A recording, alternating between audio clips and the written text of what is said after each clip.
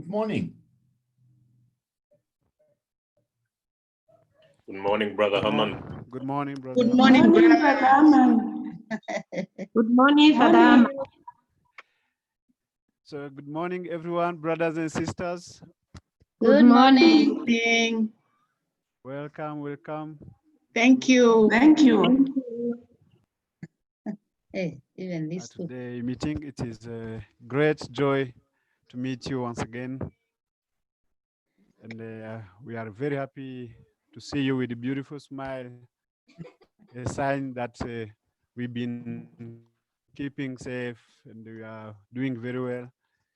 Yeah, and also we appreciate God for this opportunity that we've gotten to meet again and share what we have as African values, Franciscan values, and in order to improve our spirituality and our mission that we have. Without delaying, we've taken 5 minutes. Other more participants will find us on the way. Today we have a special guest speaker who is our own Richard Kakeeto, secular from secular Franciscan order, and I'm happy that also we have many participants who are non-Franciscans and Franciscans. Yeah, it's good that we be from different diversity because of the topic of today is a special. I would like to invite Sister Mary Wangari Sebastian, the Director of the Office of Justice, Peace and Integrity of Creation, Franciscans Africa, to give us an opening prayer, and then she will immediately introduce our guest of today. I request that everyone will mute their microphones so that the only person who is speaking will be able to unmute her or his microphone so that we don't get more echo or more people speaking at the same time. So, Sister Mary, welcome.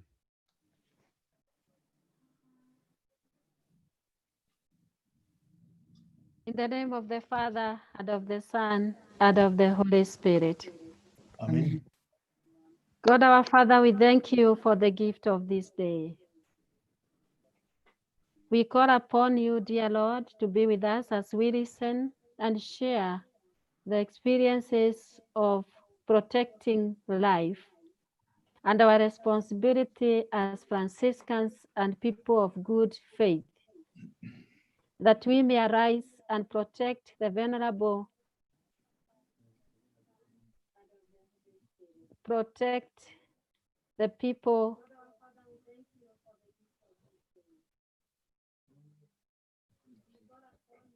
We ask all this through Christ our Lord. Amen. Amen. I want to take this opportunity to introduce our dear brother Richard Kakeeto, a member of secular Franciscan order in the OFS Fraternity of St. Anthony of Padua, domiciled within the Holy Trinity Buruburu Parish. He serves as a lecturer in the Catholic University of Eastern Africa in governance, human rights, ethics, international justice, and peace. He also consults for Family Watch International as the Africa Policy Advisor. He served for 7 years as a program officer for the Office of Justice, Peace and Integrity of Creation, Franciscans Africa, in which he supported the Franciscan family in engaging the human rights mechanisms of the United Nations. And I can mention here what he has forgotten, that he steered also the process of SPA at Mukuru through these mechanisms. He served for 3 years as the National Fraternal Animator for Young Franciscans in Kenya, growing its national outreach to several counties.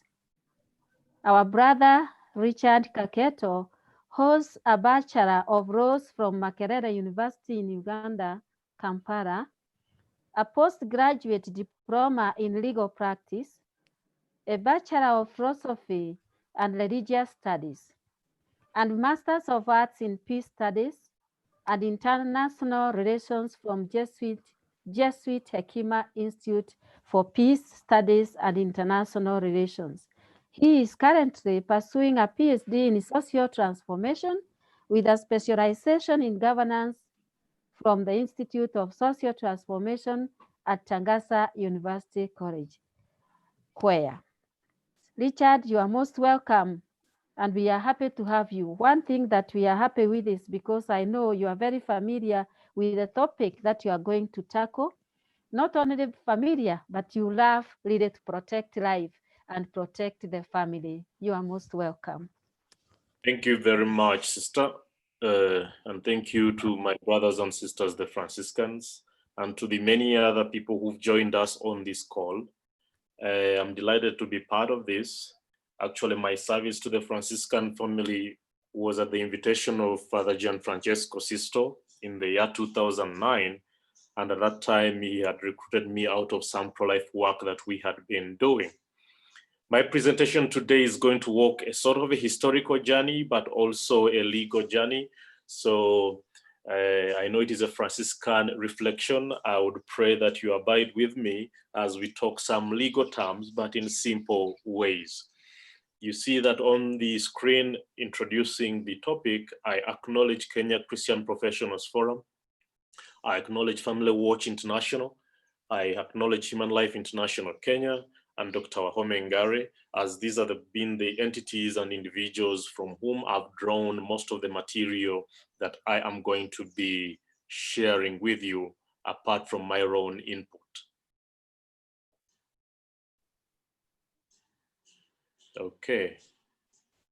So first things first, we are all familiar with Thomas Aquinas, doctor of the church, who gave us the hierarchy of laws, placing eternal law at the top as the highest law, and then subsequently divine law, natural law, and human all positive law. Of course, my students sometimes ask what is the distinction between eternal law and divine law. One is eternal in the sense it has no beginning, no end, so the law of love, as Thomas Aquinas would say, and divine law would be eternal law as revealed in the various holy books, scripture, such as the Bhagavad Gita, the Holy Quran, and our Holy Bible. But Thomas Aquinas was aware that not everyone has had the gift of revelation, so on that kind of people, he posited natural law, stamped onto their hearts. And Thomas Aquinas defined law as a command of an authority for the common good. And that command is a command of reason. He used the words actually dictate of reason for the common good. And Aquinas insisted that any man-made law, this is human law, the law we make in our parliaments, in our legislatures, by our kings, by our presidents, must be in consistence or in conformity with natural, divine, and eternal law. Otherwise, it is not a law at all. Aquinas actually said, you commit no sin if you disobey an unjust law. So I wanted to start with that as our premise. The next premise I wanted us to think about is the relationship between human rights, responsibilities, and the question of health. Human rights, in a Christian sense, are God's gift to humanity. As Christians, we are told we are created in the image and likeness of God, wherefrom we derive our dignity. We are body and soul, and by virtue of having a body, we have a right to life. But because we have a soul, we also have the right and freedoms associated to choice and free will. But we live in a community, and therefore we have a duty to propagate and grow the community. But we also have a right to the physical environment and to exploit the physical environment. But with all these rights come responsibilities, and these responsibilities relating to the right to life would be the protection of human dignity or the dignity of life. Meanwhile, because we have a soul and we have a freedom to choose and a free will, we have a duty and a responsibility to seek and impart the truth. And with regard to the community and procreation, we pursue the duty to be chaste, to be good stewards. Meanwhile, with regard to our right to enjoy the physical environment, we then call in the duties and responsibilities associated to social justice and sustainable use. There's no business of me having 10 acres of land and my neighbor has nothing to grow food on and he or she is starving. We then posit the component of health into this equation.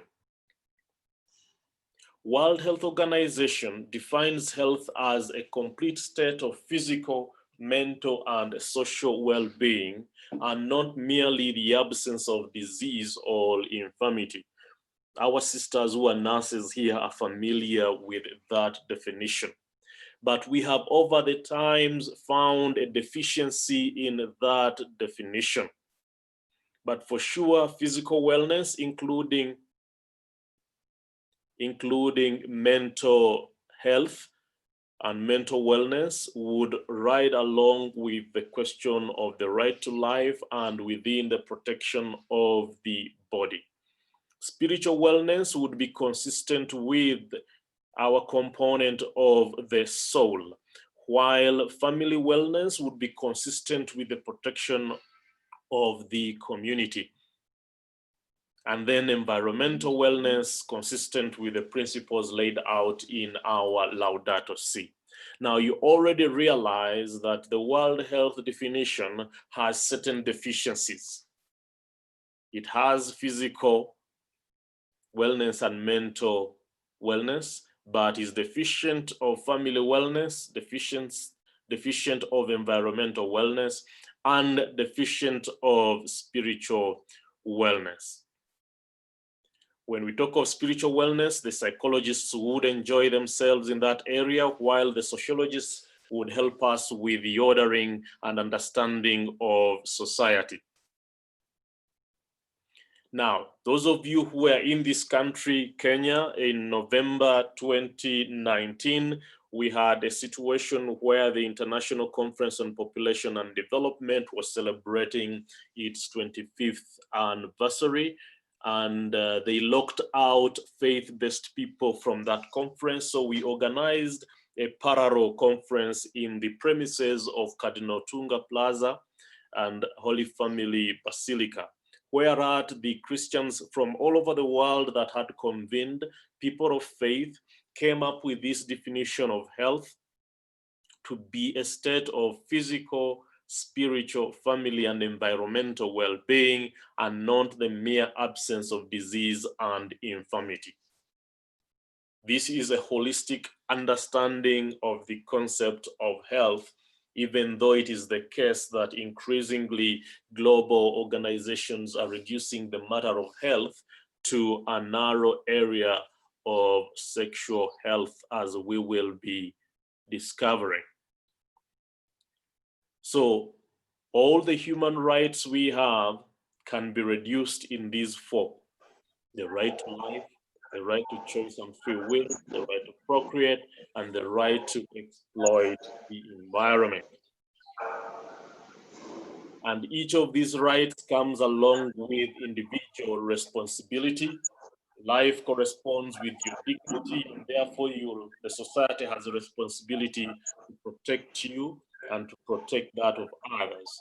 The right to choice and free will comes with the individual responsibility to seek the truth. Now, when we are teaching young people catechism, we also tell them about freedom of conscience. We tell them about how to inform their consciences to be able to make decisions. But we also have a duty to impart the truth. Okay? The right to procreate comes along with the responsibility of chastity. Chastity has been largely locked to the religious circles, and we forget to spread that to the young people and to spread that also within the marital setup.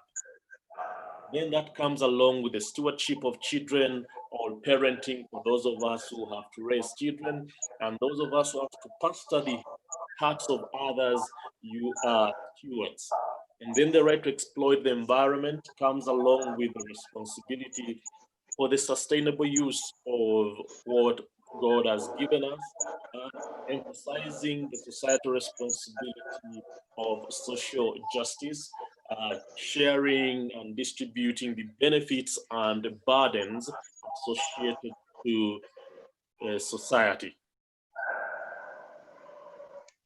Now, when you look at all the 30 articles of the Universal Declaration of Human Rights, you would realize that they can be plugged amongst what we've talked about.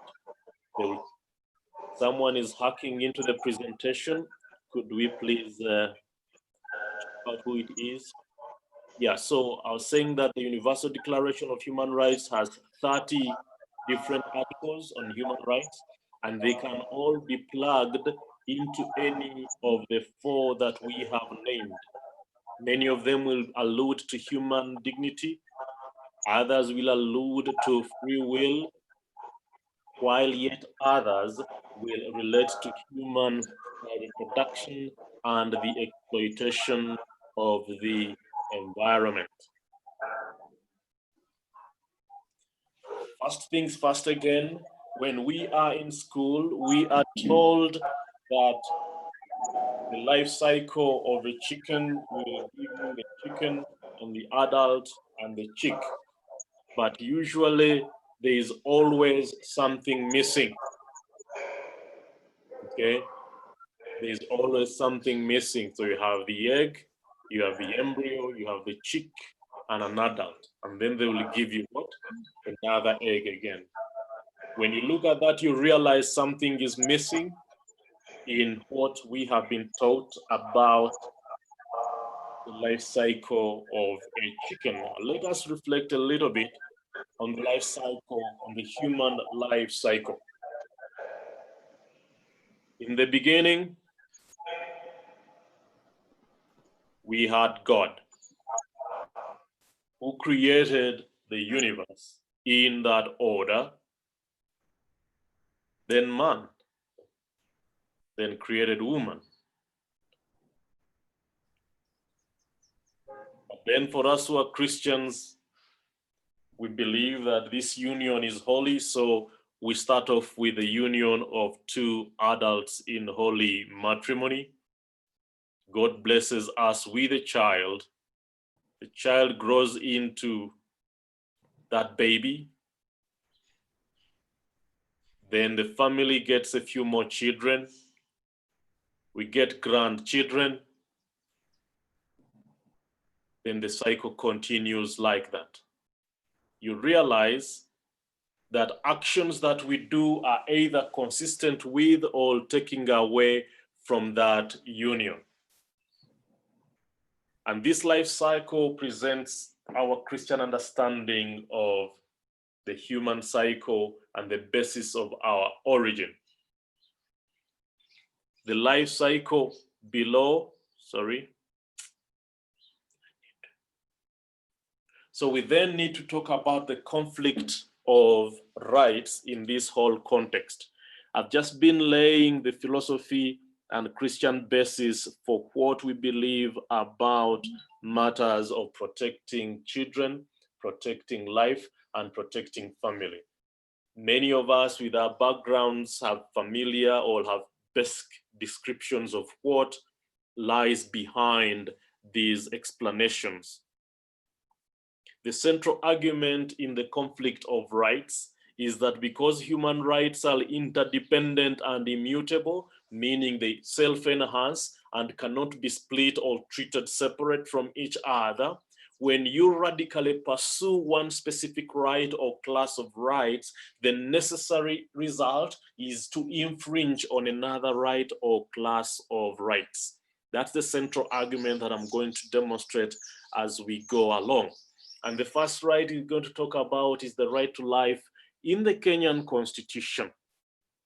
What we have there are the provisions precisely contained in the Kenyan Constitution 2010, which is 10 years old this year. In 2010, around this time, people were running up and down the country and making a case for the yes or making a case for the no. I happen to have been part of those who were contesting the Constitution at that time, because the bishops had asked the committee of experts to consider redrafting this provision and 3 or 4 other very important provisions before they put the document out for the vote. And for some reason, the committee of experts chose not to listen. So the bishops, being the authorities in matters of faith and morals, asked the Christian voters to vote no, since the document had not been rectified. Those who were asked to vote yes were told, let's pass the document, we will improve it, to tarekebisha. That's the word that was being used at that time. And now, 10 years down the road, we have the BBI document that is actually silent on these matters that were really contentious with regard to the faith sector. Now, Article 26 confers personality. The life of a person begins at conception. The life of a person begins at conception, and a person shall not be deprived of life intentionally except by this Constitution or any other written law. And then that abortion is not permitted unless in the opinion of a trained health professional, there is need for emergency treatment, or the life or health of the mother is in danger, or if permitted by any other written law. I've tried to highlight those essential points we are going to break down. Now, any other written law? Yes, for sure, we have other written laws that would undermine the personality of the pre-born person. Okay, we have Section 214 of the Penal Code. The Penal Code is the act of parliament that defines offenses and prescribes penalties or sanctions for offenses. Now, when a child is deemed to be a person, a child becomes a person capable of being killed when it has completely proceeded in a living state from the body of its mother, whether it has breathed or not, and whether it has an independent circulation or not, and whether the nervous string has been severed or not. So essentially, a child can only be killed if they have been born. That's what the Penal Code provides. And then we had a case in 2004. Some street children out on Nairobi River came across a bag of garbage in the river, but the garbage was unique garbage in the sense that it was garbage that had in there things that look like babies. So these street children raise an alarm. The police comes by, checks the garbage, and finds some receipts and invoices that linked the garbage to where it had come from. And it had come from a clinic on Afia Center owned by Dr. John Nyamu. So Dr. John Nyamu was then prosecuted along with 2 of his assistants for the murder of these unborn children. But Lady Justice Rawal, based on the Penal Code provision earlier indicated, chose to acquit Dr. John Nyamu on the ground that the unborn children, the murder of whom he had been accused were or charged with, were according to Section 214 incapable of being killed. So the choice of the prosecution to charge Dr. Nyamu under Section 203, which relates to murder, was either deliberate or negligent, because he was charged under a provision of the law that was predestined to fail, because they actually knew that whatever he was accused of killing was incapable of being killed under Article 214. However, Lady Justice Rawal refused to make use, the prosecutors refused to make use of the provisions in the Constitution that directly targeted the question of procuring an abortion or supplying drugs and instruments to procure an abortion. So the prosecution chose not to use these provisions that would have led to conviction and chose to charge Dr. Nyamu under the provision of murder, Section 203, which would actually end up failing. But again, even the Lady Justice herself is responsible for the decision not to convict, because she ignored the provisions of the Criminal Procedure Code. Now, remember, we talked of the Penal Code that defines offenses and prescribes sanctions or penalties. Now, the Criminal Procedure Code guides judicial officers and prosecutors on how to proceed in criminal matters. Now, this Criminal Procedure Code says that even if someone has not been charged with Hello? Hello? Did I lose you? We request that somebody who's talking behind can mute your microphones, please. Yes, so the point I'm developing here is that while the prosecutors chose to use the wrong provisions to prosecute, also the judge, Lady Justice Rawal, chose to ignore the provisions of the Criminal Procedure Code that would have allowed her to convict, in the sense that the Criminal Procedure Code says that if anyone is charged for an offense, but it turns out that they are not guilty of that offense, but there is a certainty that that person is guilty of the offense of killing an unborn child, then they may be convicted of that offense, even though they were not charged with it. So again, it is choices that people make. If Lady Justice Rawal, in her estimation, saw that by convicting Nyamu, she would be denying women's rights to choose whether to carry the baby or not to carry it, she would rather convict Nyamu so that he continues to offer that service and make sure that it is no longer possible to penalize persons who consciously make money off the abortion business and the killing of preborn persons. So we are done with the right to life, but there is a connected set of rights again that impinge on the right to life, family, and children, and this is reproductive rights. First, categorically defined in the International Conference on Population and Development, a program of action in 1994. And reproductive rights embrace certain human rights that are already recognized in national laws, international human rights documents, and other consensus documents. Now, these rights rest on the recognition of the basic rights of all couples and individuals to decide freely and responsibly the number, spacing, timing of their children, and to have the information and means to do so, and the right to attain the highest attainable standard of sexual and reproductive health. Now, you realize reproductive rights are now including the word sexual. It was not always the case. This is the first time sexual begins to be read along with reproductive health. and we'll understand subsequently why that changed. Now, it also includes the right to make decisions concerning reproduction, free from discrimination, coercion, and violence as expressed by the human rights document. Now, at first reading, that is a very innocent definition until you realize the extent to which it has been misinterpreted.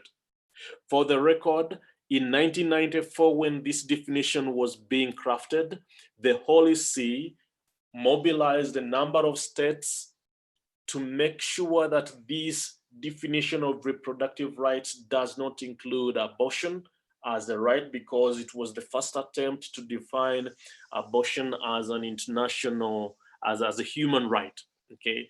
As you hear, there are people pushing for the idea that there's a right to abortion.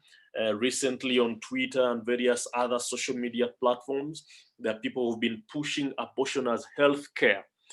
So the Holy See maintained and has always maintained the position that there's no such a thing as an international right to abortion. The Holy See is the Vatican representation at the UN. Now, we then have a document, an African document, born out of the African Charter on Human and People's Rights. It is, we refer to it as the Maputo Protocol, but it is essentially the protocol to the African Charter on Human and People's Rights that relates to the rights of women. And this protocol requires state parties to take all appropriate measures to protect the reproductive rights of women by authorizing medical abortions in cases of sexual assault, rape, incest, and where the continued pregnancy endangers the mental and the health and physical health of the mother or the life of the mother or the unborn child. Now you realize that we have a constitution that says abortion is permitted. However, the international obligations that the state could bind itself to could require it to authorize or legislate reproductive rights in a manner that authorizes medical abortions. Now, you realize that the innocent definition of reproductive rights, abortion is not mentioned here, okay, in the ICPD program of action. But an international treaty in pursuit of women's rights is defining reproductive rights of women as including medical abortions. Now, of course, you could say, well, sympathy for sexual assault, rape, incest, we can debate this back and forth and realize whether a woman who suffered rape or incest is better served by an abortion or by some other service. But yes, there are international human rights instruments at the regional level that have plugged abortion into the concept of rights. Now, we are going to walk the journey of our Kenyan constitution with these provisions. We mentioned in 2004, that's when the Nyamu case took place. Dr. Nyamu is arrested, prosecuted. Concurrently, the constitution-making body was meeting in Bomas in that year.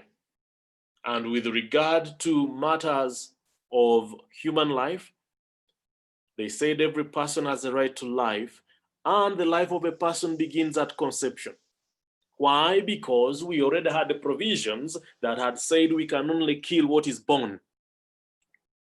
So the faith leaders who attended Bomas in a very representative gathering trying to offer Kenya a new constitution chose to insert that phrase, the life of a person begins at conception.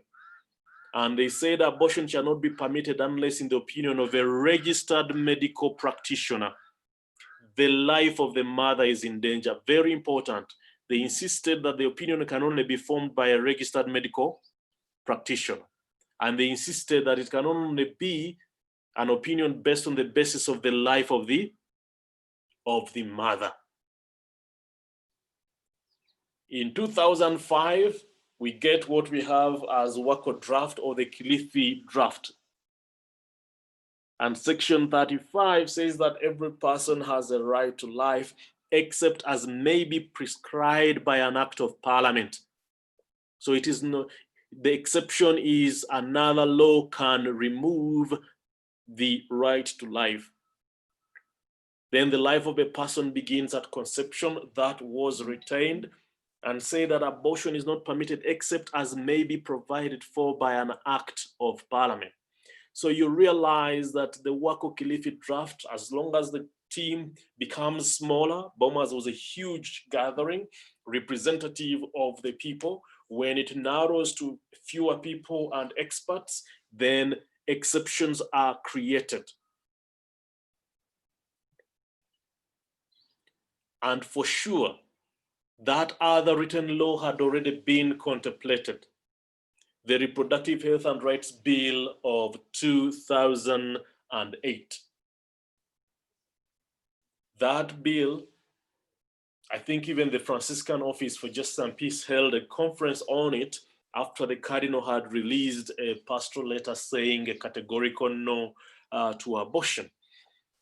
That bill of 2008 defined termination of pregnancy as the separation and expulsion by medical or surgical means of the contents of the uterus of a pregnant woman before the fetus has become capable of an independent life outside the uterus. I hope that in the current Reproductive Health and Rights Bill promoted by Senator Kakeeto, you can find those words verbatim. This definition deliberately rejects the human status of the preborn person by using the words contents of the uterus.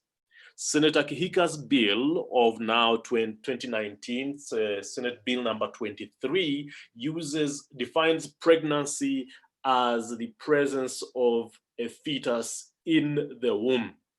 So there's a deliberate intention to undermine the concept of a preborn person by using such terms. We proceed in the constitution-making process. From the Wako Kilifi draft, we had the committee of experts publishing a harmonized draft, meaning they had harmonized Boma's draft, they had with the Wako and Kilifi drafts, and they gave us the right to life in the terms of every person has a right to life, period. A person shall not be arbitrarily deprived of life, period. They wanted to avoid controversy, so they chose to give us these brief precisions. Then the harmonized draft was discussed in Naivasha in January 2010, 6 or so months before we went to the referendum. It turned out as Article 25(1), in which we have every person has a right to life. The provision on the life of person begins at conception, as inserted in Bomas, is returned in the Naivasha document. A person shall not be deprived of life intentionally, except as may be authorized by this Constitution or any other written law. And then abortion is not permitted unless, in the opinion of a registered medical practitioner, the life of the mother is in danger. Okay, so you see, they're still maintaining Bomas, registered medical practitioner, the life of the mother is in danger. So who forms the opinion? A registered medical practitioner. Okay, and why should they form it? They have formed the opinion when the life of the mother is in danger. Then this is the document we voted on August 4th, 2010. The Committee of Experts returned on its own wisdom at that time, pressured by various international entities, including the Democratic government in power at that time in the US. Secretary of State was Secretary Hillary Rodham Clinton, pressuring our government to make sure the provisions that allow for increased abortion are allowed to subsist. So this is the document that we have right now. Every person has a right to life. The life of a person begins at conception, and a person shall not be deprived of life intentionally except to the extent authorized by this constitution or any other written law. So bills like Senator Kihika's bills will keep coming up with the sole intention of operationalizing the abortion provisions. Millie Odhiambo in National Assembly has also several other bills in that connection. And the contentious provisions 26(4), abortion is not permitted unless in the opinion of a trained health professional, there is need for emergency treatment or the life or health of the mother is in danger. Now, you remember we said previous consultative documents had kept this provision at the level of registered medical practitioner. In the whole history we have worked, we've not seen trained health professional anywhere until the final document, where this phrase was inserted, trained health profession.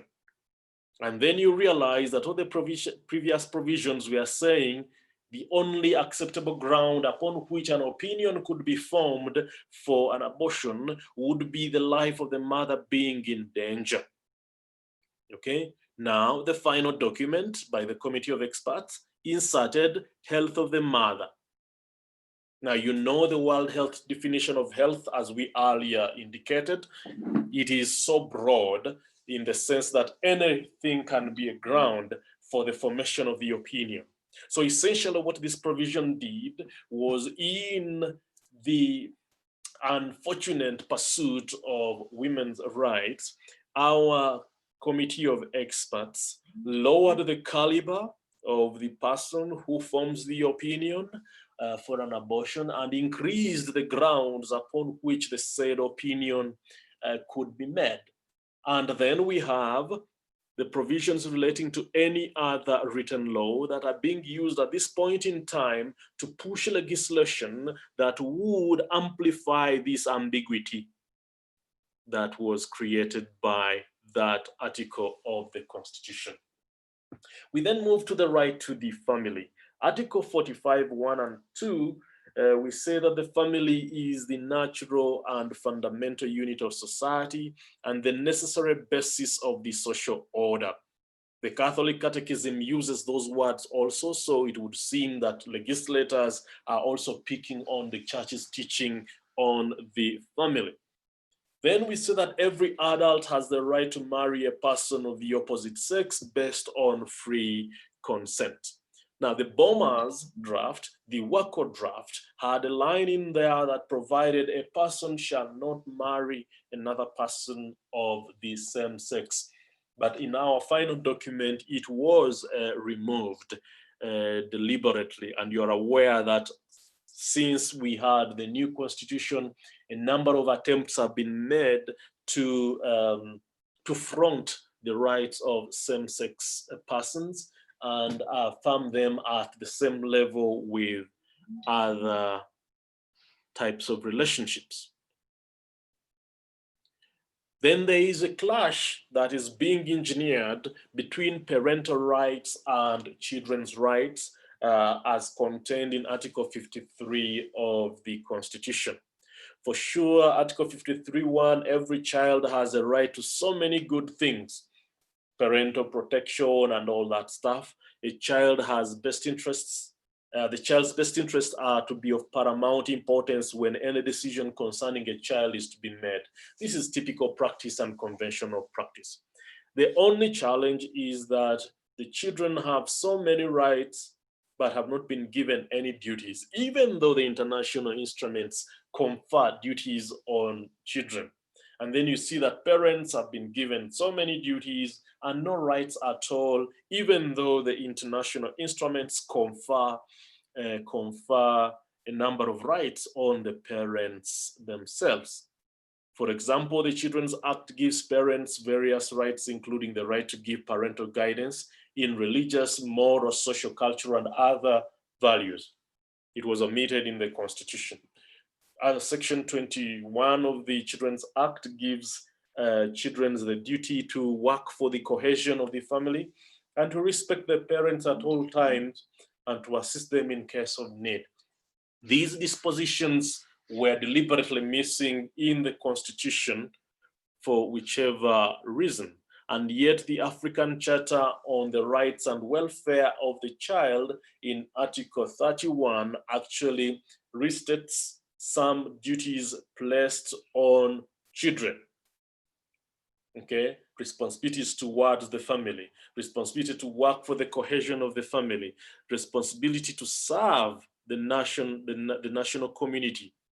Okay, responsibility to preserve and strengthen social and national solidarity, to preserve the strength of African and cultural values, to preserve and strengthen the independence and integrity of his country, to contribute to the best of his abilities at all times, and to all to the promotion of the African unity. So you realize that the African Charter on the Rights and Welfare of the Child really confers responsibilities on children. It's not just a free check. At the Universal Declaration of Human Rights, parents have a prior right to choose the kind of education that shall be given to their children. So the parents have a big role to play in international instruments, and our Constitution only conferred rights on the children and deliberately left out the rights of parents. And when you add that to the totality of the things happening, you will discover that something is not right. There's an attempt to separate children from parents. There's an attempt to have the children self-drive and parents left behind in the whole equation. Now, the United Nations Education, Scientific and Cultural Organization, along with the United Nations Children's Fund and the United Nations Population Fund, the World Health Organization, hold the view that even though parents have a duty to determine the kind of education the children should get, these UN entities have, in their wisdom, chosen to affirm that children have a right to receive instruction in sexual pleasure, in masturbation, and homosexuality, amongst other things. And why are they doing this? I will challenge you with the advert that we used to have, Omo, that is good. Now, if Omo would like to sell more of its detergent, if Unilever is to sell more of its detergent Omo, it has to praise dirt. So you don't have to reprimand the young people for soiling themselves. You don't have to reprimand them for not being careful about where they sit and how they walk, provided mommy will buy Omo to wash the clothes. So if I'm to sell Omo, I say that is good. What if I'm to sell abortion gadgets? What if I'm to sell contraception? What if I'm to sell pornography? What if I'm to sell all these plethora of things? What will I say is good? And who will I be telling to? Chances are I'll be telling it to children. So our children are a market. And one of the tools being used to promote that sexualization of children is comprehensive sexuality education.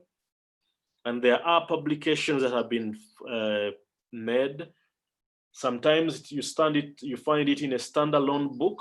Other times you find the content infused in social studies, you find it infused in science and various other aspects of the learning.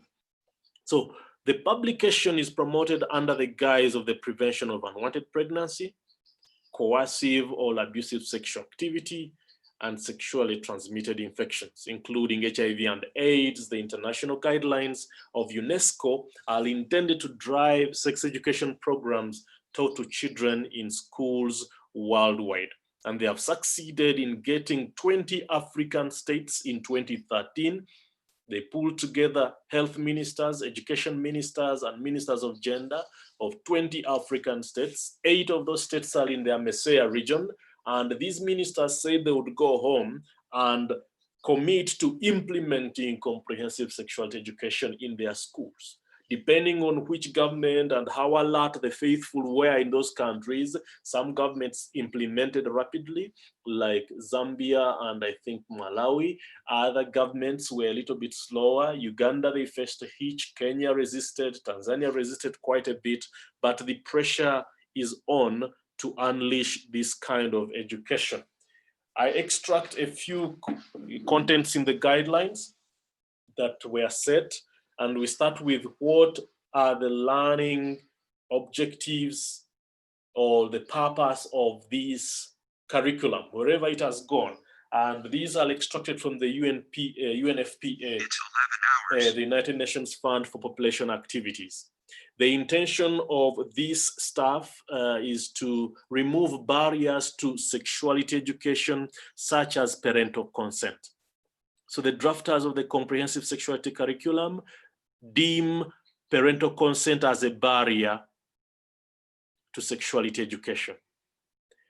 Also, to remove barriers to accessing safe abortion services, such as third-party authorization requirements. Again, parental consent for abortion is considered a barrier of access to safe abortion.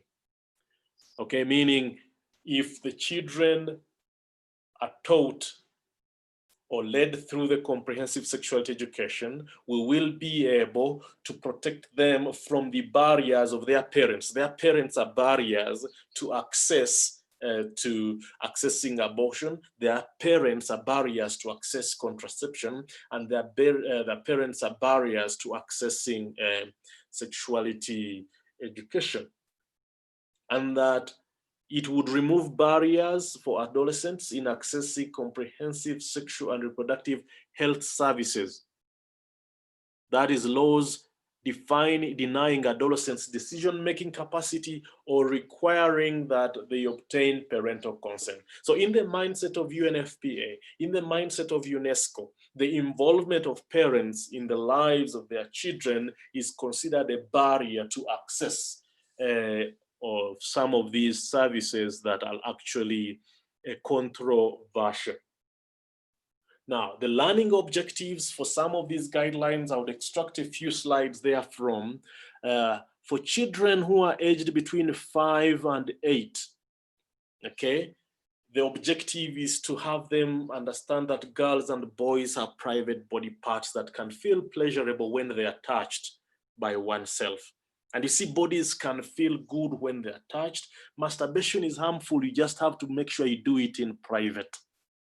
Now, this is one objective for the 5 to 8 year olds, the kind of information that would have to be shared to the children. And within the ages of 9 to 12, we would target at informing them according to UNFPA or UNESCO, that both men and women can give and receive sexual pleasure, and the relationship between excitement and vaginal lubrication and penile erection and ejaculation. This is 9 to 12 year olds. And that many boys and girls actually begin to masturbate during puberty. So don't be worried if you started masturbating around this time. And then they will define and give the function of orgasm to 9 and 12 year olds. This comprehensive sexuality curriculum then escalates between age 12 and 15 and is intended at telling the young people that, look here, both men and women can give and receive sexual pleasure with a partner of the same or opposite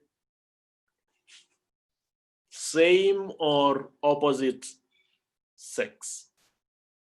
Between 12 and 15, the kind of sexual pleasure, which is defined as a right in sexual and reproductive health and rights, includes pleasure between same or opposite sex.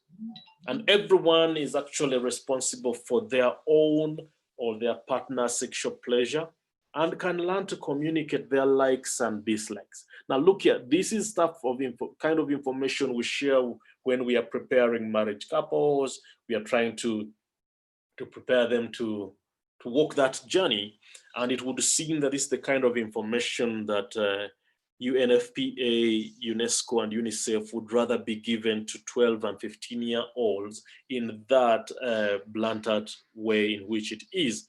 And actually between 12 and 15, we tell them that they have access to abortion and post-abortion care. So the teen pregnancies that we have in this country, Kenya, at this point in time, the response by many of these entities would be an increase in availability of abortion services, if not contraception per se. They will not be thinking about crisis pregnancy centers. They will not be thinking about journeying with these kids to carry the babies to term and then return them to school. They would be more interested in making sure they have access to abortion. Now, the ideology behind this is contained in this video clip that I hope will play.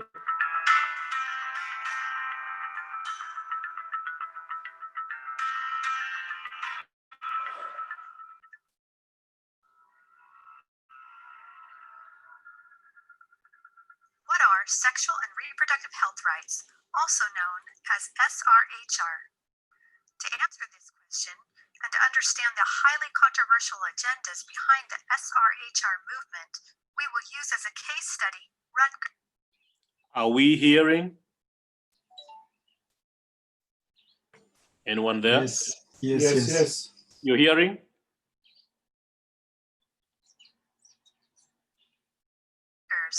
A prominent European SRHR advocacy organization funded by the Ministry of Foreign Affairs in the Netherlands.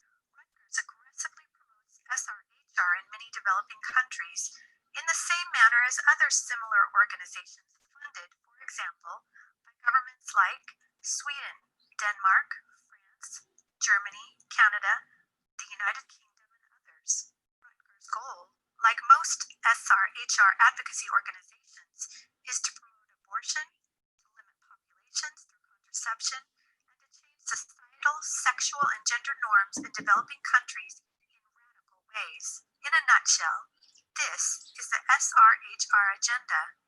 In fact, in 2017, Canadian Prime Minister Justin Trudeau openly announced that the $650 million his country was allocating for developing countries will be used on sexual and reproductive health and rights, which will include legal abortion and highly controversial comprehensive sexuality education. The government of Denmark also announced that their foreign aid in Africa would be aimed at limiting population growth to prevent Africans from migrating to their country. And all of these SRHR organizations are targeting children. The ultimate objective of the global SRHR agenda is to mainstream homosexuality, transgenderism, and abortion across the world. And the number one tool for doing this is comprehensive sexuality education, also known as CSE, which those promoting SRHR falsely claim is an international SRHR right for all children. SRHR organizations realized early on that an effective way to advance their agenda across the globe was to establish youth advocacy arms.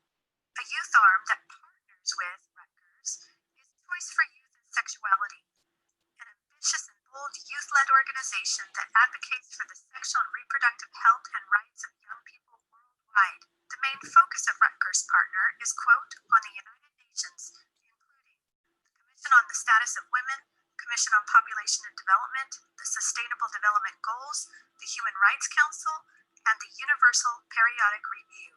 So in their own words, how does Rutgers' youth partner define sexual and reproductive health and rights, or SRHR? They claim sexual and reproductive health and rights encompass all of the rights and issues surrounding a person's sexual and reproductive life. And when they say all, they mean all, including alleged rights to sexual pleasure and sexual activity for children of all ages. They explain. SRHR combines four separate but interrelated concepts: sexual health, reproductive health, sexual rights, and reproductive rights. And the definitions they use for these terms are the standard definitions used by most Western governments that aggressively advocate for SRHR. Take sexual health. Rutgers' definition mirrors the World Health Organization's definition, described as, quote, a state of physical, emotional, mental, and social well-being related to sexuality that includes the possibility of having pleasurable and safe sexual experiences.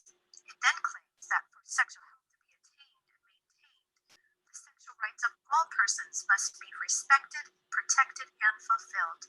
Rutgers openly defines reproductive health as including consistent access to sexual and reproductive health commodities and services, including contraception and, quote, legal abortion.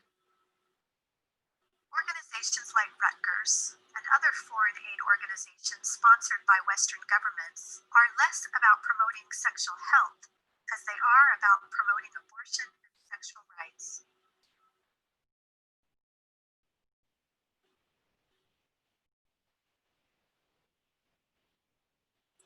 Okay, so thank you very much. I wanted to end with that because sexual and reproductive health and rights are the most prominent agenda at this point in time.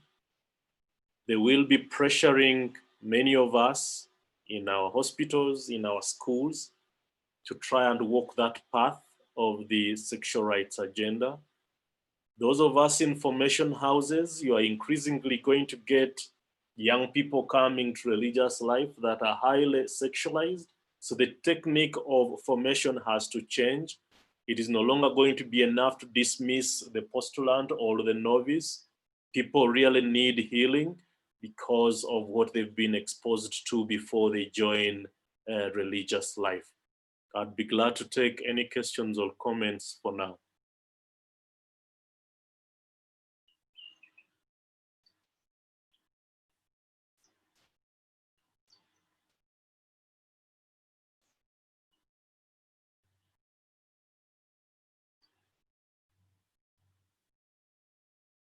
Steve, over to you.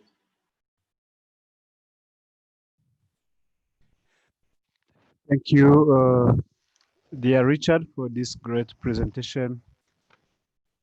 Very, very rich and touching, well elaborated. It started from the definition of law, from beginning, from the roots, from Thomas Aquinas, and yeah, it has taken us to a serious danger of this comprehensive sexual education curriculum, which is a reality happening now from abroad to Kenya to Africa, different countries. And thank you so much for reminding us also our responsibility to save life, to protect our families, and our responsibility to stand with our Christian values. I think the picture of Omo speaks a lot also when it comes to our consumption system, what we buy, what we consume, and whatever, what our agenda behind. So I really appreciate, and I would like to open this discussion. We have a few minutes. People can make some comments, ask any question to Richard. I'm sure, like, we have many people here who have institutions, schools, who are involved in church, where we meet youth, where we meet young people, where we meet families. This great knowledge should be very, very important for them to implement. So people should ask question for clarification if you need. We are also on YouTube if somebody did not manage to join through Zoom. Right, welcome. Everybody make your comments, ask any question to Richard.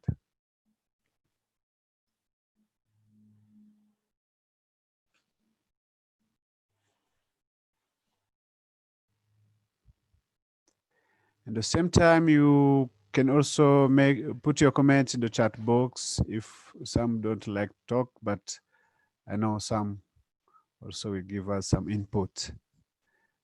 Put your in chat box. You can appreciate also Richard, who has done a great job for today. Thank you. Also, any question you can put it also in chat box, but we need also to hear from some of us.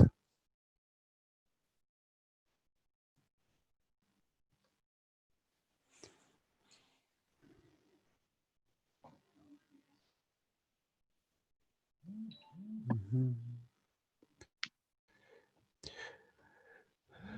Meanwhile, there is also a link that I've shared in a chat box. There is a short clip when I came across this topic long time ago.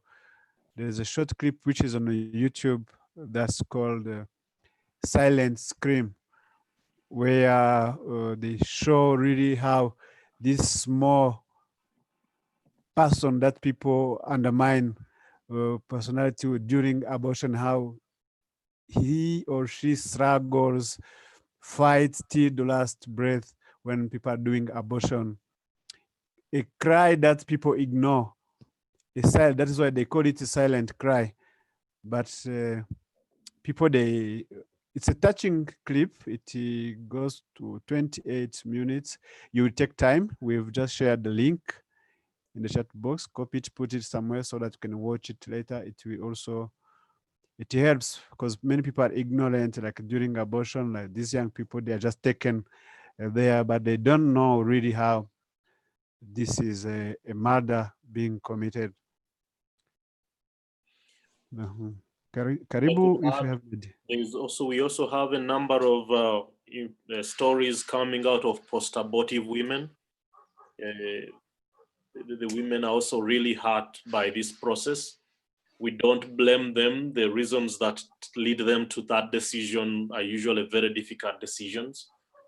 They're usually deserted, so the stakes are usually high, but it's not always good for the woman, even though they could go through the process and say, okay, I no longer have a baby to carry. But we have experiences of post-abortive women that are really struggling for that decision 10 years, 20 years down the road. So anyone who fronts abortion as health care or as a solution to women's problems is not really caring about women. They're caring about something else. And I hope you're aware that the abortion process involves trading in baby parts and using baby parts for research. So a lot of evil business is going on in that context. So there might be a connection between those who promote the abortions and the industry that abortions feed into. Thank you, Mr. Richard. Also, there was a question on the difference between transgender and the same gender marriage. I know maybe you can tackle it a bit for people. Okay, transgender. No, right-based. Okay. Okay, sisters, I would like to say that there is this expression LGBTQ, lesbian, gay, bisexual, transgender, intersex, etc.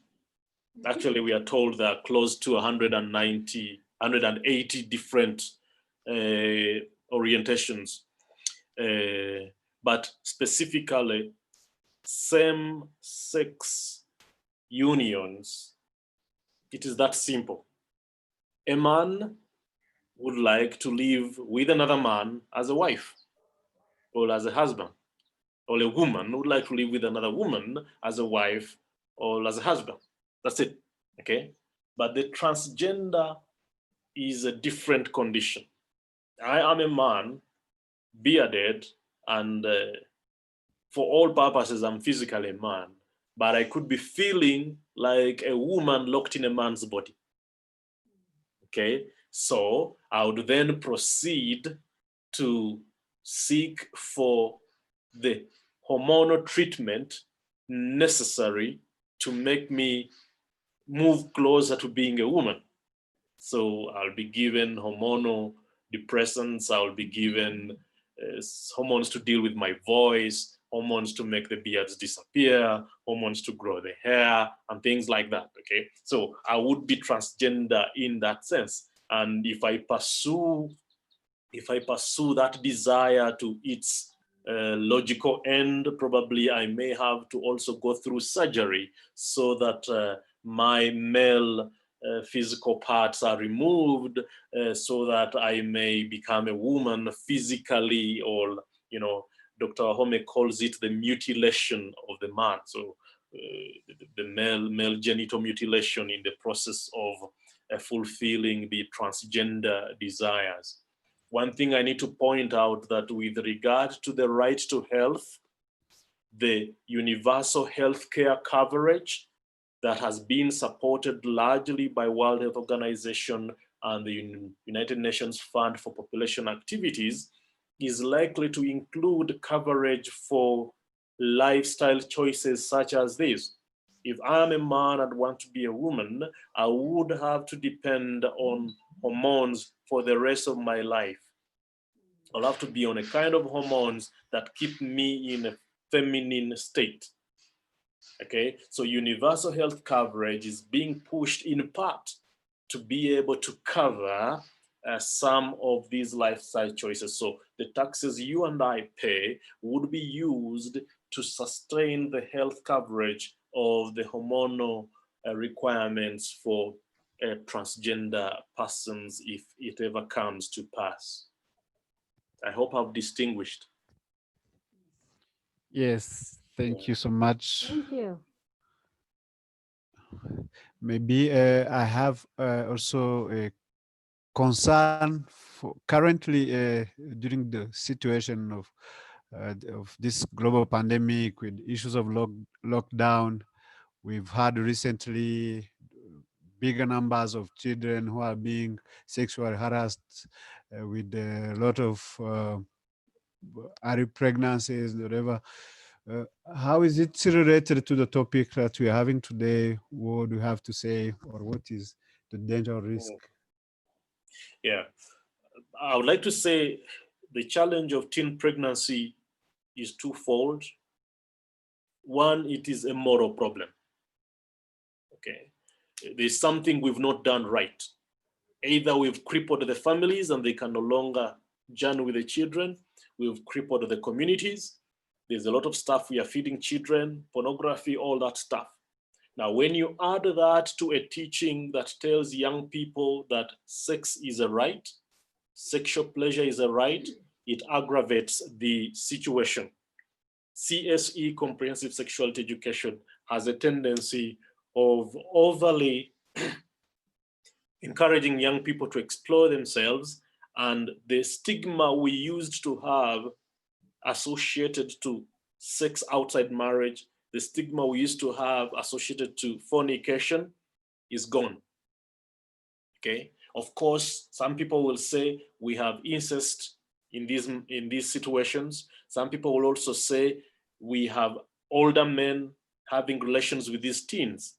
Now, we were trying to check, we have anyone who was a child in school around 2003, or anyone who became a teen around 2003 when the first adolescent sexual and reproductive health and development policy was released, must be now under 30.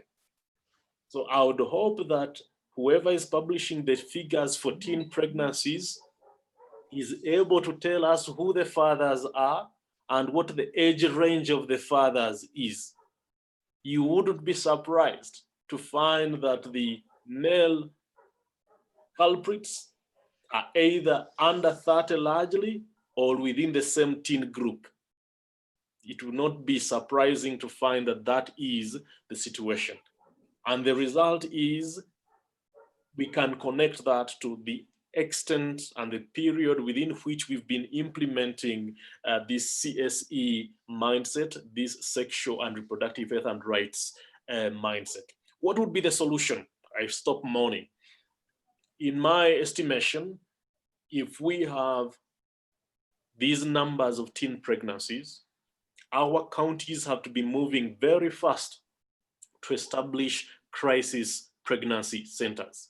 And if they can't, you, our sisters and brothers, wherever you are running special schools, you're running communities looking after orphans and things like that, offer the space And let's engage the counties to fund you to run those programs, because it is helpful that if this teen pregnant mother who is in a crisis situation is either supported by the family to carry the baby to term, or if it is a crisis situation and she has been refused the help from the family, there is a place where she can go and she is journeyed with. And that process should involve preparing her to become a mom, because she's a mom.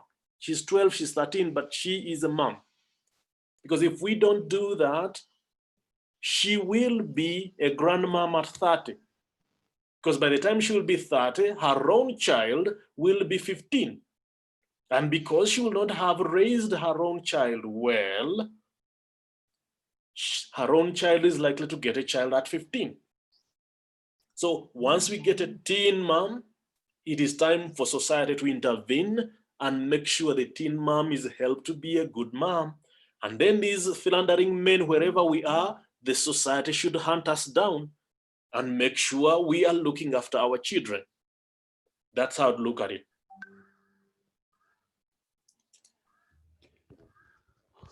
Yeah, thank you so much. That is really powerful. My last question maybe is, I'm hoping I'm not denying rights for some others who would like to say something, but If people want to say something, they can raise their hand at the Yes. bottom of the participants list. You can choose whether to raise your Yes. hand or not. And then that way you can be invited Sure. to speak. Regarding this program for this curriculum, comprehensive sexual curriculum, is yes, there are powerful people, there are people of money behind this who are investing a lot for this to happen, and they are supported maybe by also governments, whatever. And I believe in church, like church institutions, our leaders, brothers and sisters who are running these programs or these schools, this institution, what could be their role or their power to block this implementation in institution? And also, how can this be connected, maybe like this institution, our schools, to inform people in the communities, in the society, that we are doing different from other schools, so that parents should know also which is the right school where to take students, where they are safe from this program. Yeah, okay, thank you. First and foremost, I think vigilance. We just have to be really vigilant, and vigilance means you are alert to what is going on. As I indicated earlier, you'll find some schools or academies having a standalone curriculum containing this dangerous material. Other schools, it will not be a standalone booklet. It will not be a standalone manual. It will be infused. Some of these ideas I've spoken about will be infused into the life skills curriculum. They could infuse it into social studies or science or literature or whatever. Okay, so it can be scattered all over. The point is vigilance and being aware of what is going on, so that if you are a headmistress, if you are a teacher, you are a gatekeeper. I was interacting with a Dominican nun from Zambia. Yes, I think it was Zambia. And she told me the government there accepted this thing, and the sisters went to pick textbooks from the ministry, and they brought the textbooks and they were all loaded with this material. So sister said, you know, when I'm teaching this thing, I would skip, as in I would make sure there are some topics I won't teach, because in my own judgment, I cannot tell this to the young people at that age. Okay, but that is at the level when it has entered the school, meaning the government has allowed it to come through and the various departments. And I need to point out, the promoters of this ideology of sexual and reproductive health and rights are very strategic. Okay, United Nations Fund for Population Activities in Kenya is working with the National Council for Population and Development. United Nations Education for Scientific and Cultural Organizations, UNESCO, is targeting the Ministry of Education. World Health Organization is targeting the Ministry of Health, and they are embedded in there. So when a technocrat in government is asked to develop a policy, chances are the documents they're going to have available to them are those that are crippled in this mindset. So what can we do?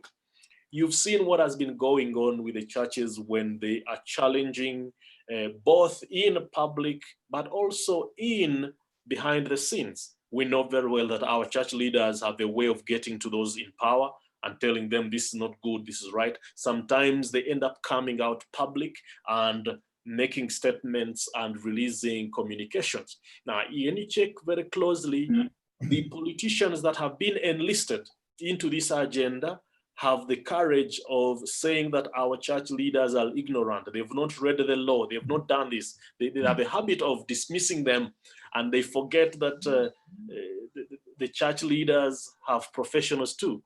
They know the church leaders have capacity to read these documents and find out what the danger in the agenda is. What can be done? There's something I like to point out. There are some schools that JPIC FA is associated to. The Sisters of Mercy, yes, the Sisters of Mercy, I think Sister Rose Mashari, I think. Yes, the Sisters of Mercy are piloting a program from World Youth Alliance. It is called the Human Dignity Curriculum. It is a curriculum that is teaching young people from as early as age 5 all through to finishing secondary school in a manner that prepares them to respect themselves, to respect the other, and to have reasons why. Not that just God says, not just the catechism says, but the curriculum elsewhere, it has been implemented and has persuaded. It has persuaded the young people to be convinced about the values, because this SRHR agenda is designed to make young people feel that they have no control over their bodies.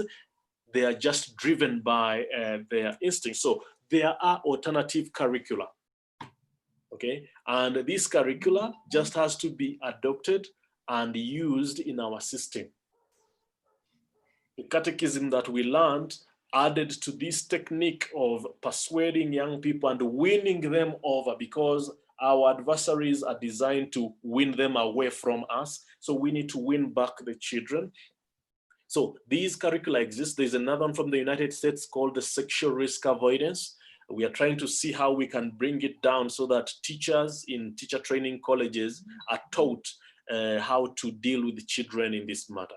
The Filipinos in the Philippines, when this agenda was pushed there, the Filipinos parents told the government, if you think that we cannot talk to our children, teach us so that we may talk to our children.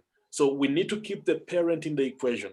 The presentation I gave was indicating that UNFPA, UNESCO think that parental involvement in these matters is a barrier to the children's access. And we must reverse that and place parents at the center, protect the families in doing their job.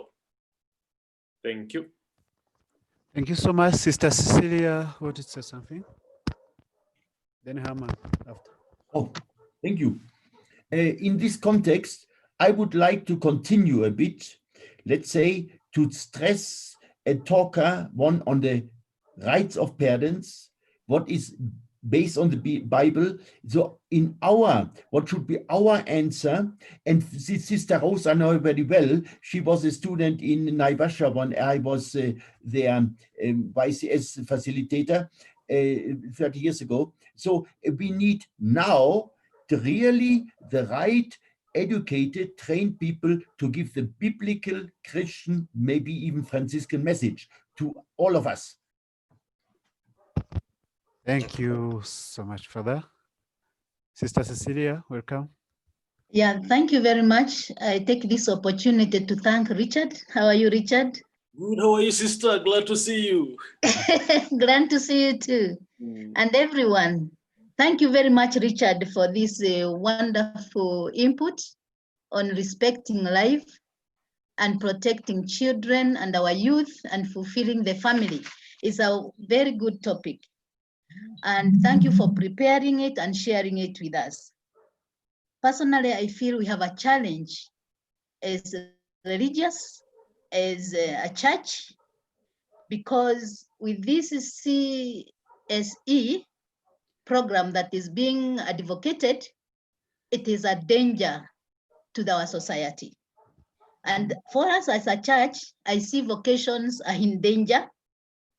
Our youth needs to be really journeyed with. We have to intensify our youth ministry and our family life ministry if we have to save the Christian values and even our African values that are being eroded. I think we have a call here, all of us, after hearing this message, we have to wake up and do something. Otherwise, what will be the future of our society? Thank you very much for sharing. That is, I feel a call here to do something. Thank you, sister. The formators have to return to formation because the kind of students, postulants, novices you're going to get are going to be coming from this background. And it is not enough just to dismiss them as badly behaved children. No. We need to know that the process in which they have come to us is flawed at this point in time. Yeah. Yeah. Thank you. Sister Teresa, unmute your microphone. Unmute, sister. They said there is something your side. Cannot? Now okay, now okay.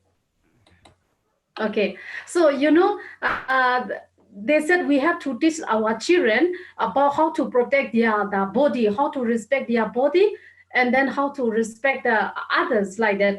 Even our last year I experienced in our student class 3 student. So they are, even though they are class 3, but they are smart, and then they are already grown up their body. In the school, when we teach even I teach them that how to respect, and even I give the example of Maria Goretti, how she respect her body, and till he give his life for the sake of that the God's commandment. So even I explain everything, and then our teacher also explain how to respect, and then teach them properly, or as much as we can we explain. But during the holiday, it's happened again there. So they are living with another boy, another their friend's boy, and then coming back after holiday is we got this kind of case again. So how to have, even though we are keep telling holiday happen, so that means how to I don't know, I feel a little bit confused to teach the children, not only the school, with the parent also. There is a big responsibility during the holiday. So what is that? Why this one? I have a little bit. Yeah, if I got you right, did I hear you saying that you deal with the children, but when they go on holiday, they come back spoiled more than you sent them back? Okay. Yes. It is a general problem. It is a general problem. It has to be multifaceted. But imagine if it is the case that you're doing your job at school, but also the parish is doing its job during the holidays. That's what Sister Cecilia meant when she said, let's strengthen the youth ministry and the family life ministry. They are a neglected kind of ministry. I'm telling you, good people. Just check out our parishes, check out our dioceses, find out how much money they're spending on the family life office in comparison to other things. Find out how much they're spending, our parishes, how much they're spending on youth ministry in comparison to other things. And you'd see that our priorities are not yet well set. Yeah. So sister, I would say that generally, yes, you do your job and continue doing your job at school, but include the parents in the learning process. It might be actually that the parents were never taught to parent. What if you have a child who was born by a teen mother and the child never had the opportunity to be raised by their child? You see, it's a child parent. They are supposed to be raised themselves, and now they're being given a task to raise another child. So that's the situation in which we are. We are always going to get children in our schools who have been born by children. Okay, The kid is in your school at age 13, but the mother is 25, you know, also. That's the possibility of the challenge we are likely to face, yeah. Thank you, Richard. There is a question from Sister Esther in chat box that she would like to know the status of the Holy See recommendations at UN on reproductive rights. Okay, there are various places where the UN represents, where the Holy See sits. It could be New York in the political gathering of the General Assembly. It could be in Geneva. And in some other UN here, we have the Holy See usually goes. The Holy See has maintained a pro-life and pro-family position in its recommendations.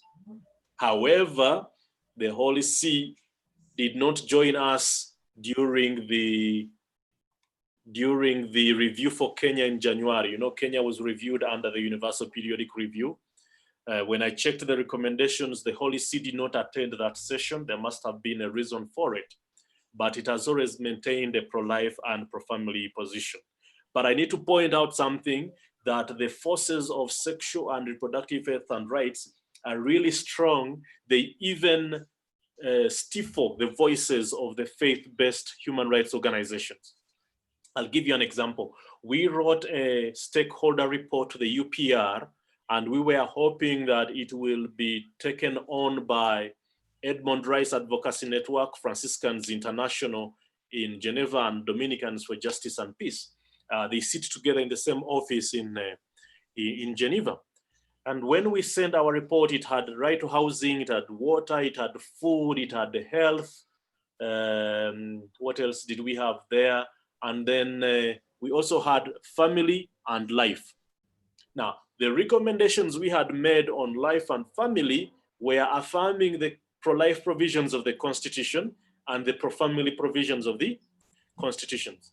But our colleagues in Geneva, and these are faith-based groups, feared to associate with the life and family recommendations because our recommendations were not popular amongst the civil society groups in Geneva.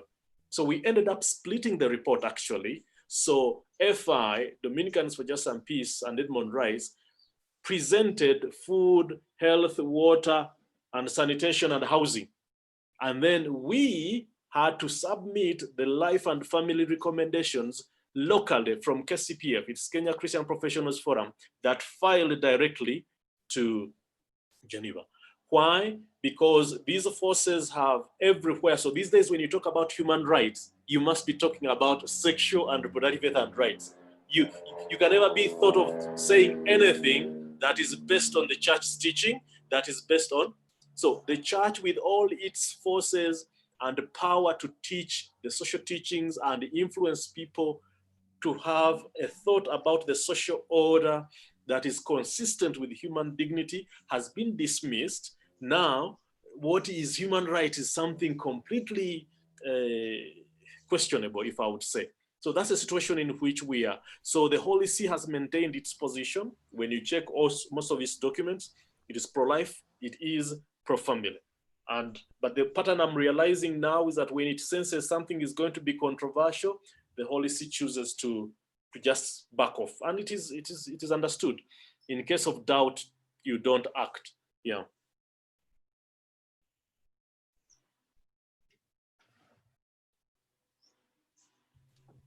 Thank you so much, Richard. So for now, if nobody else would like to make a comment, Sister Ruth. Yeah, so thank you so much, Mr. Richard, for such a good input. And it is me with a challenge. We are running schools, we are running hospitals. Our responsibility as religious in the protection of the children. More so, we are in the formations, or we are welcoming the young people information. How sometimes we are very ignorant in these matters, and we think that maybe the children, because where they are coming, they are not morally, but maybe because of, as we have seen the experiences and what has been taught to them in schools and in their environment, they are already endangered species, and they come to the formation. And the danger was there was one person sharing with me that the seminarians that he had received, there was one of them who was already sponsored by some countries in America to involve the other ones in the formation on homosexuality. And he was very strong. They did not know what is happening. It was in the formation. And anyway, when they realized, they chased the boy. But what about the others that have been left already introduced to these actions? So we have a challenge for us, especially in formations, how we welcome these young people. How are we going to do it? Are we ready to go back to the formation? Because we are somehow ignorant. We passed formation, we say, maybe what I have, it's not a goodwill that we can form the young people at the moment. It's a big challenge, but are we ready to take it? Do we know what is these children coming, the intentions, or are we able to discern properly what is happening among the young people? Even in the formation, we put them, we say, oh yeah, they are young people, the information, they can be put in a dormitory or something like that. But what is happening in those, in the formation houses? So how vigilant we are, you talked about being vigilant.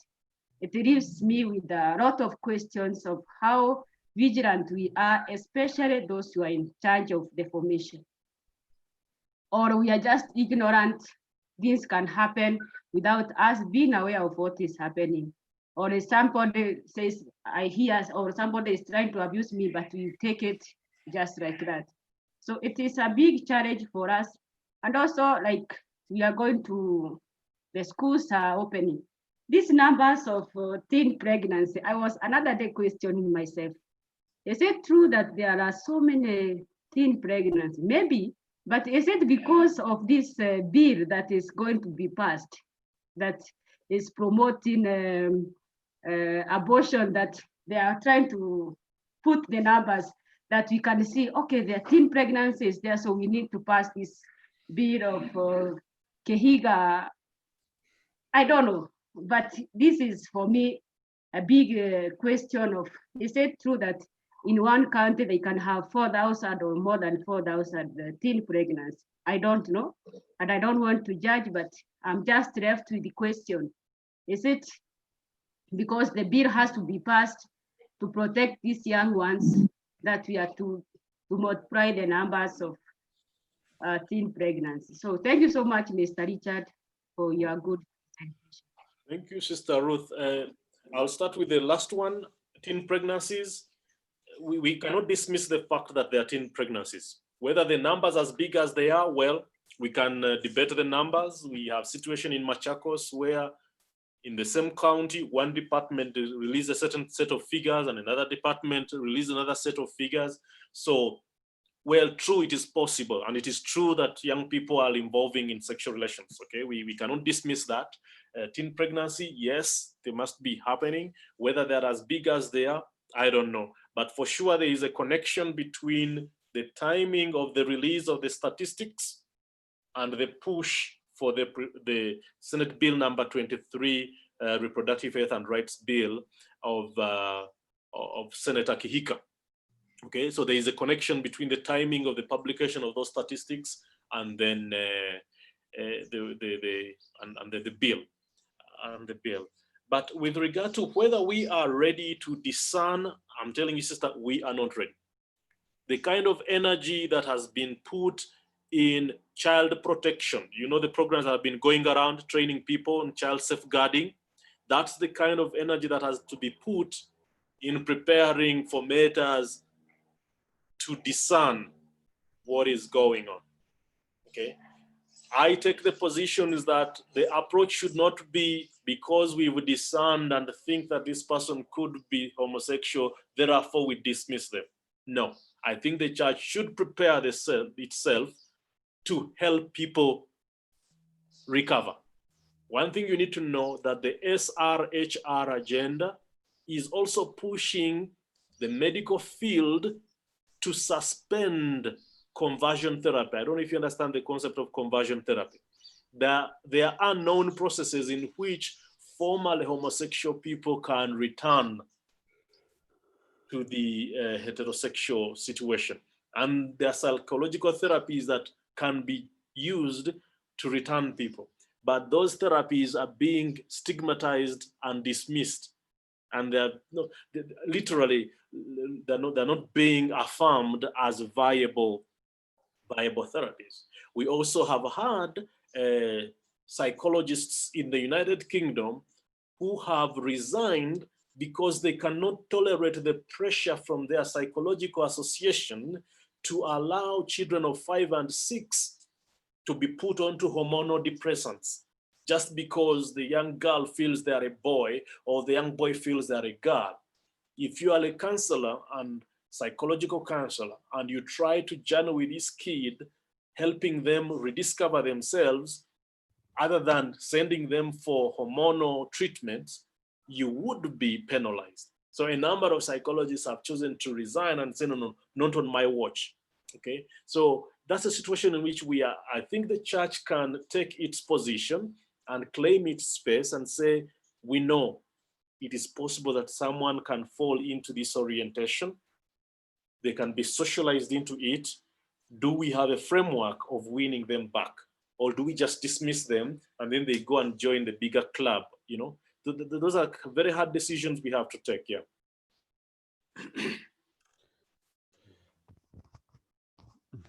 Let's appreciate so much Richard for this clarification. And before Father Herman gives last remarks and a blessing, because we need to end this call, I request that everybody can put just one word in chat box. What did you like? What did touch you? Or what did you learn today?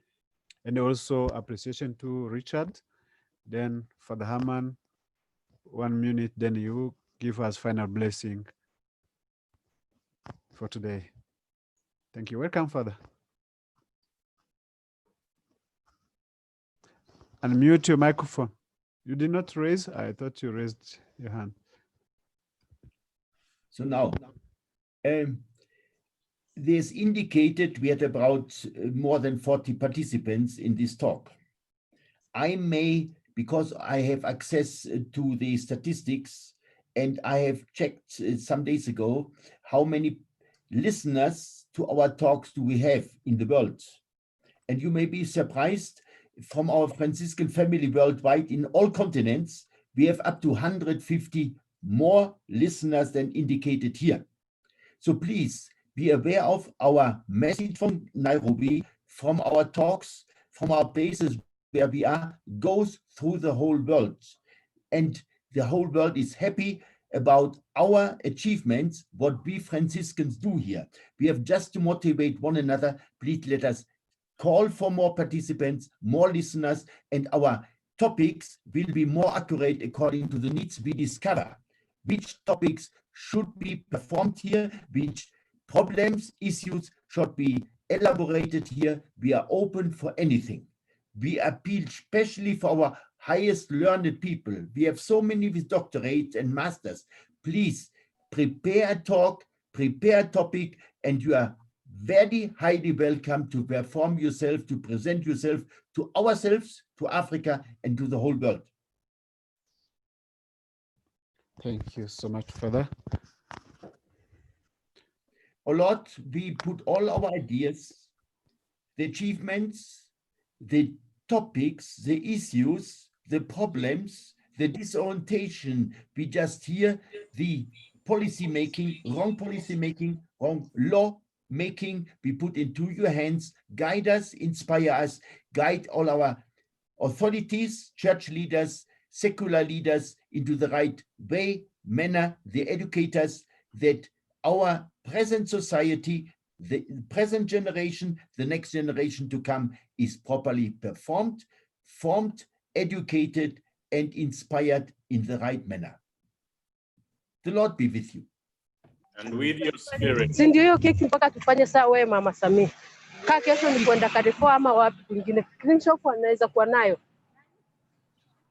May the lakini Almighty unisamanania God, anauza pia. Huyo wa 70 day anauzanga.